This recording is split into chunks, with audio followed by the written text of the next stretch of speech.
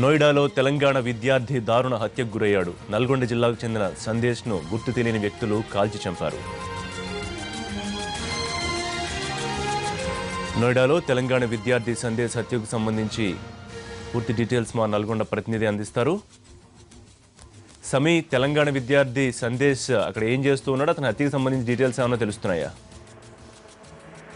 ఉత్తరప్రదేశ్ లోని నోయిడాలో నల్గొండ పట్టణానికి శ్రీనగర్ కాలనీకి చెందిన రామరాజు సందేశ్ 2వ సంవత్సరం బిఎస్సి యూనివర్సిటీలో ఇంజనీరింగ్ 2వ సంవత్సరం చదువుతున్నాడు. ఇతను అక్కడ నల్గొండ పట్టణానికి చెందిన శ్రీరామ్ నగర్ కాలనీకి చెందిన వాసి.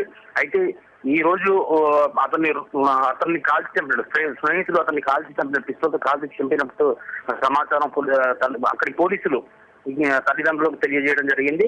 అయితే ఈ హత్యకు కారణం గ్రూప్ గొడవలు అని చెప్పేసి అనుమానాలు కూడా వ్యక్తమవుతున్నాయి.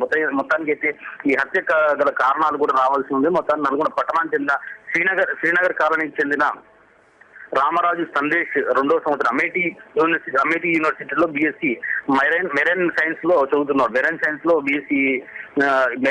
చదువుతున్నాడు. అమేఠీ యూనివర్సిటీలో 2వ సంవత్సరం చదువుతున్న ఈ విద్యార్థి దారుణ హత్యకు గురయ్యాడు. పిస్టల్తో చంపినట్టు కూడా తెలుస్తా ఉంది. అక్కడ పోలీసులు తల్లిదండ్రులకు సమాచారం ఇవ్వడంతో తల్లిదండ్రులు కూడా అతని కోసం అమేఠీ బయలుదేరడం జరిగింది. మొత్తానికి అయితే ఈ హత్యకు కారణాలు గ్రూప్ గొడవలే, గ్రూప్ తగాదాలే, విద్యార్థుల మధ్య ఉన్న గ్రూపులే కారణం అయ్యి ఉండొచ్చని అనుమానాలు వ్యక్తమవుతున్నాయి.